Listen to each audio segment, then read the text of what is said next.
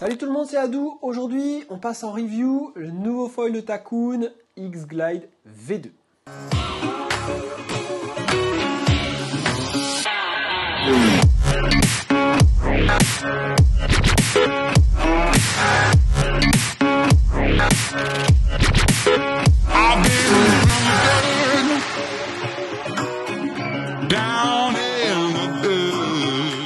Alors tout d'abord, je vous laisse découvrir le packaging et on déballe la bête.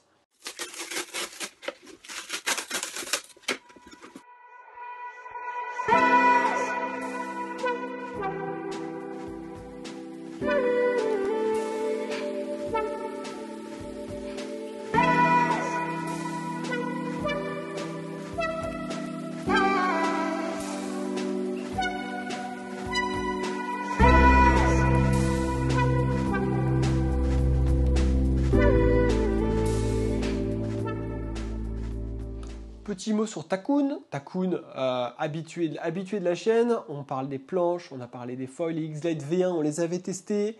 Il y a d'autres choses qui arrivent là. La plupart des boards ont été passés en review, Wing également, la V1, la V2. C'est une marque qui distribue en direct. Vous retrouvez toutes les infos, produits, foil, board et Wing sur le site de Takoon. Et on va tout de suite parler du mât. Alors les mâts, maintenant il y a deux options. Ce mât V1 qu'on avait qui faisait 19 mm, qui était assez épais, a été entièrement revu. On a maintenant un mât qui a un profil plus fin d'une part, qui va faire 17 mm d'épaisseur, mais c'est pas tout. Tu as un bord d'attaque qui est plus saillant. Alors moi je suis très sensible aux problématiques de ventilation et on a un mât qui d'une part va avoir une meilleure glisse sur le papier, mais aussi va être beaucoup plus sain en navigation. Et ça c'est très important pour des riders un peu avancés qui veulent pousser un peu leur foil en perf. Donc pour les tailles de mât, on a un mât alu V2 qui va être proposé en 65, 75, 85 et 95. Il y en a pour tous les goûts. Pour ceux qui apprennent le surfoil sur des spots où il n'y a pas d'eau, le 65 va être très bien. Pour ceux qui veulent un peu tout faire, 75 voire 85 très bien, surfoil, wingfoil. Et puis 95 pour ceux qui aiment avoir de la marge et qui veulent se mettre des gros tirs avec des petits foils pour aller vite. Le mât sans la top plate coûte entre 110 et 140 € dépendant de la taille. Après, on a une autre option, le nouveau mât carbone qui est proposé pour l'instant uniquement, malheureusement, en 90 cm. Pour de la wing, ce sera très bien. Pour du surfoil, c'est plus problématique. Mais il y a ce nouveau mât carbone qui aura une glisse assez proche, qui va être robuste si vous voulez sauter avec. On a un mât carbone qui est rigide, mais qui est aussi vraiment costaud pour tous les types de pratiques. Et ce fameux mât carbone sort à 650 €.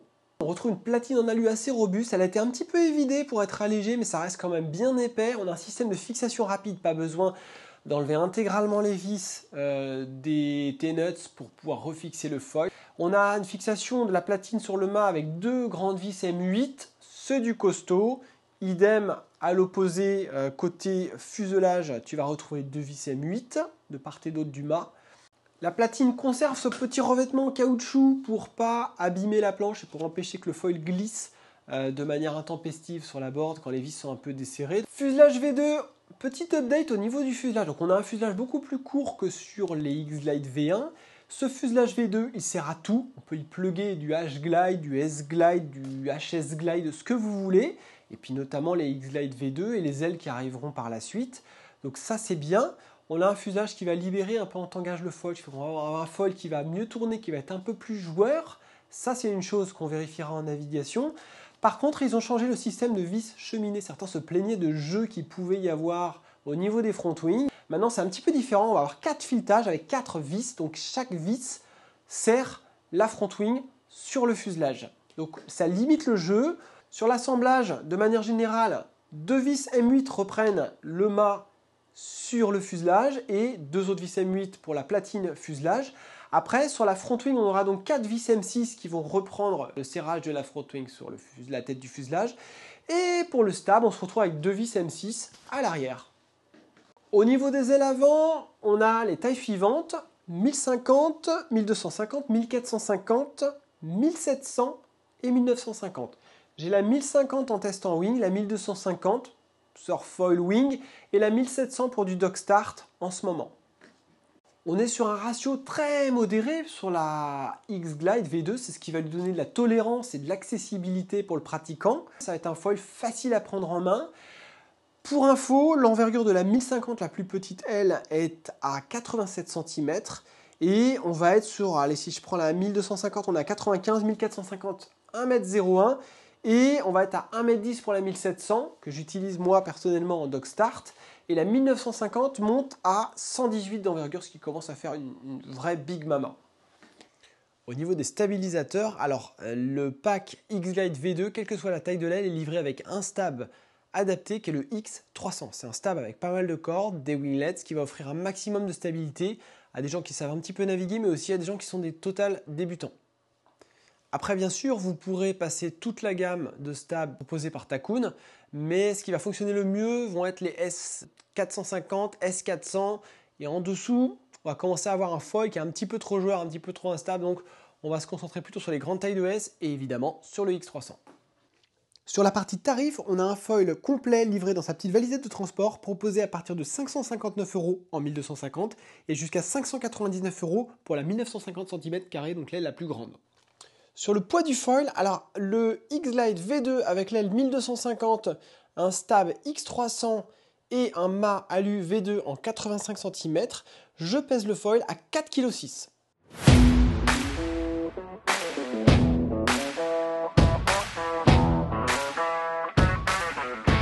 Débrief sur ce X-Glide V2. Alors déjà en wing, au décollage, au niveau du foil et de la sensation, on a un appui sur le pied avant qui est assez fort si on utilise les petits stabs. Au début, j'avais que les petits stabs, j'avais pas le X300. J'avais une sensation de pied avant assez prononcée, comme si on avait avancé beaucoup le foil. Et en fait, il fallait pas trop asticoter le foil avec les jambes, il fallait pas chercher à pomper avec les jambes comme je peux le faire avec mes autres foils. Il fallait juste border l'aile et laisser glisser pour décoller. Donc assez facile à ce niveau-là.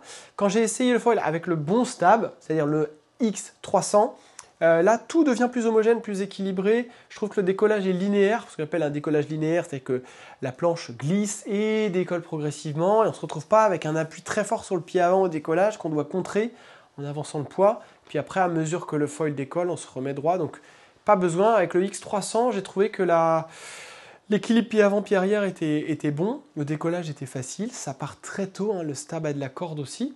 En 1250, pour moi c'est vraiment un foil de light. Le 1050 serait presque plus indiqué, mais c'est un bon foil d'été, petit thermique pour moi. Les autres ailes au-dessus vont plus être des ailes que je vais utiliser pour faire du dog start, du pumping, ou qui vont être adaptées à des plus gros gabarits. Je rappelle que je fais 60 kg.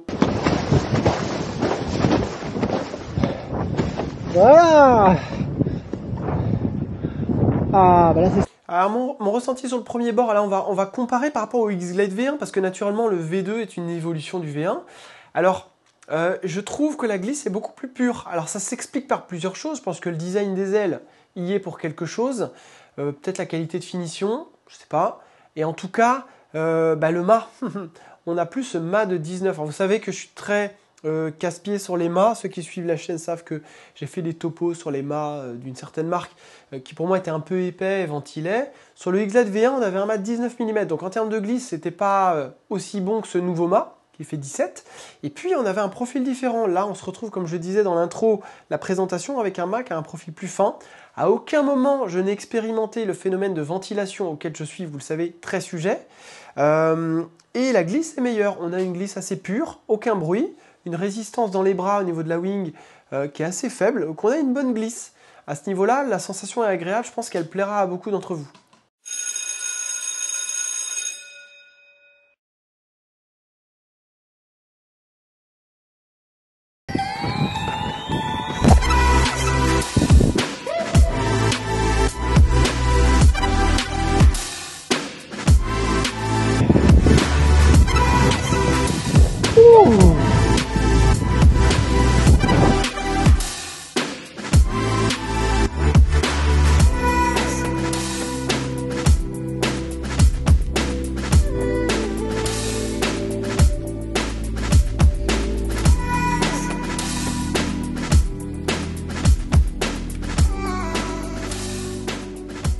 En tout cas, la glisse est plus pure que le X-Glide V1, on sent moins de frein, on sent que le foil est plus débridé. Donc ça va être plus plaisant et c'est là où je pense que la marque a réussi à amener un plus en termes d'évolutivité du foil, même pour un débutant. Donc ça, c'était pour la glisse. Sur la vitesse, ça n'est pas un foil pour faire de la vitesse. Donc vous irez plus vite avec ce foil qu'avec le V1. Les ailes sont plus fines, elles ont un profil un peu plus travaillé, elles sont un peu plus fines aux oreilles. On a ce mât, souvent on oublie le mât, mais c'est clair que le mât, ça joue dans la globalité du foil. Si on a un mât plus fin, on traîne moins d'eau. N'achetez pas ce foil pour speeder, c'est plutôt un foil pour débuter, faire du freeride tranquille. Ça ne vous empêchera pas de vous mettre des bons petits taquets avec, mais c'est un foil qui est plutôt à l'aise sur une vitesse de croisière et qui va être très à l'aise à basse vitesse, qui va décrocher très tard. Je vous parle de la stabilité du foil. Alors stabilité, généralement on parle de la stabilité latérale et la stabilité longitudinale, donc le côté, le tangage en fait. Moi, je trouve que ce foil-là, par rapport au X-Glide V1, est beaucoup plus joueur. Alors au début, je l'ai testé avec les stabs S370, c'était très joueur, trop joueur même, je trouvais. Et S400, 450, bien. On a un foil qui reste très maniable, étonnamment maniable par rapport au programme annoncé.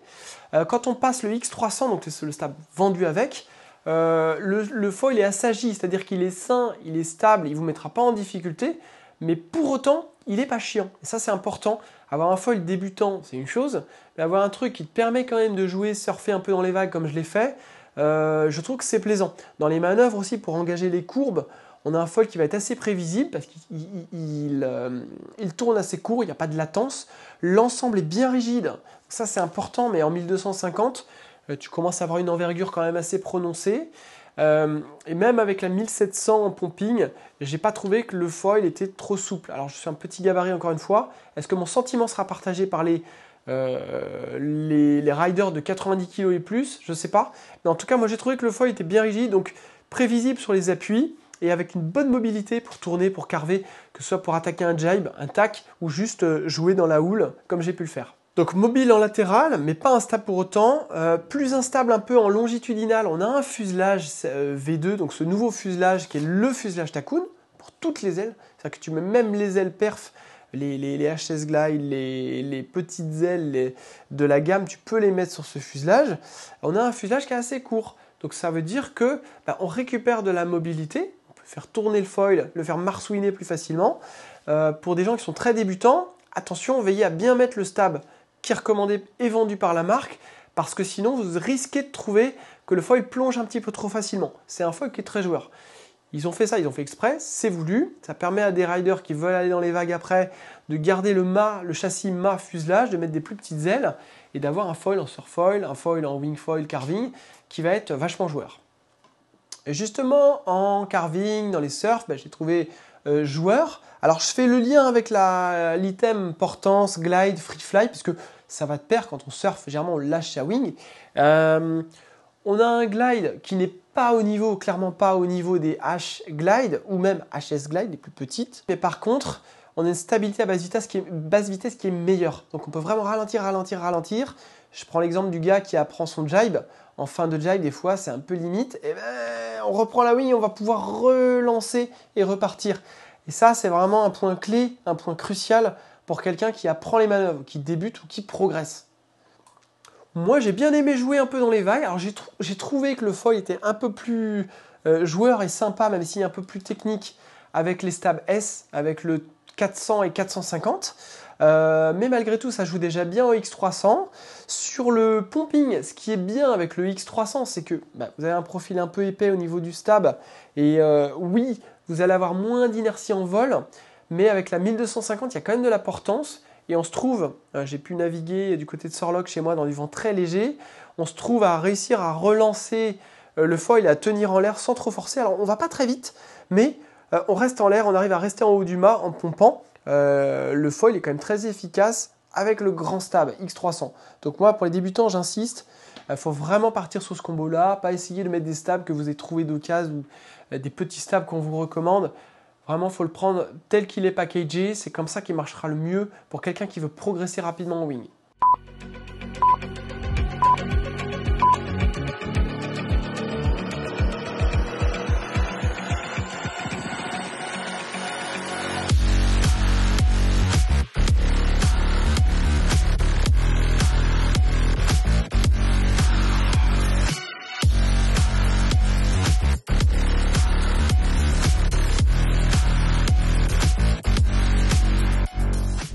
un petit peu désarçonné sur les premières tentatives parce que mon foil est assez avancé sur la board.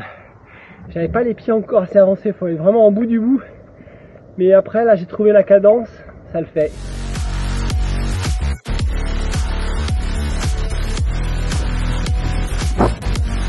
On pense à se percher en haut du mât. Faut pas laisser trop de masse traîner dans l'eau, sinon on force plus.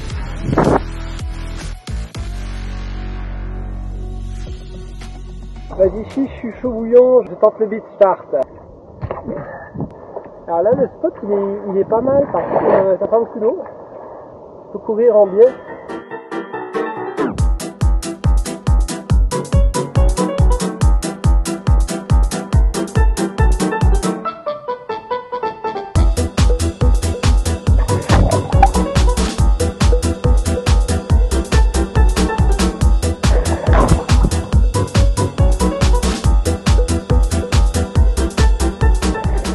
Je sens que je suis pas loin.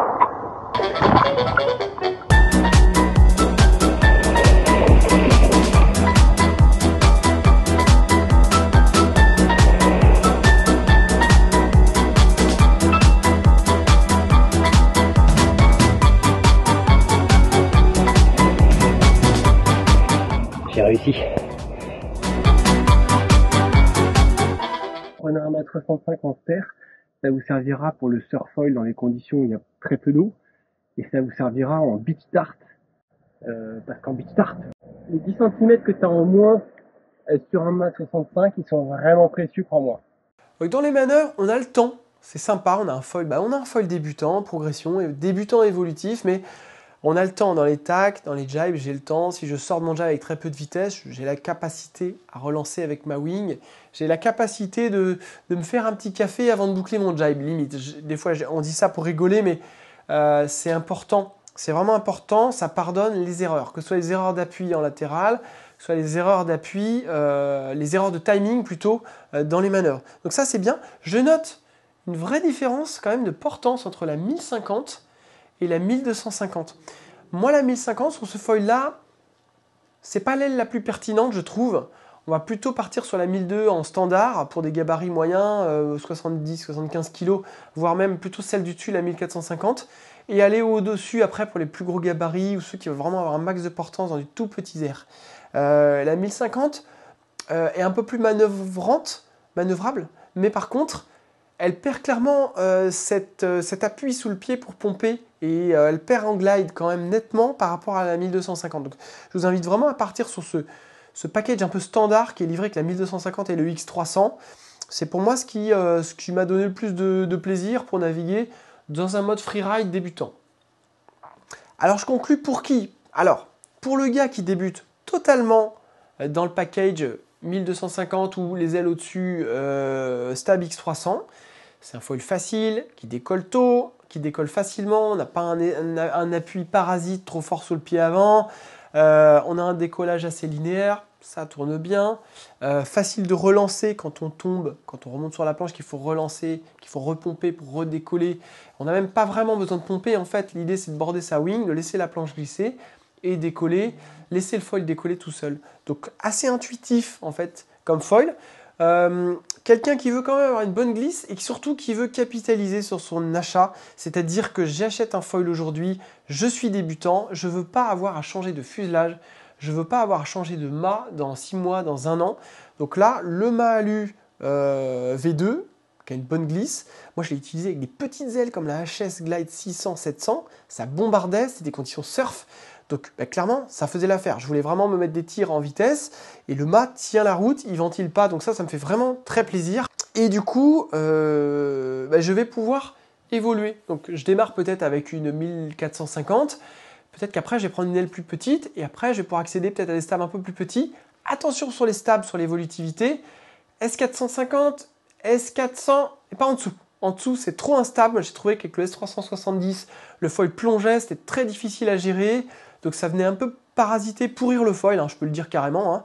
Hein. Donc si vous voulez mettre des petits stabs après, il faudra changer l'aile avant. Il y a un déséquilibre entre l'aile avant et le stab quand tu passes sur des tailles trop petites. Et oubliez la gamme C, qui est la gamme de carving, c'est des stabs qui ont de la courbure, qui ont très peu de cordes. Ça ne va pas être du tout adapté, je trouve, pour ce foil.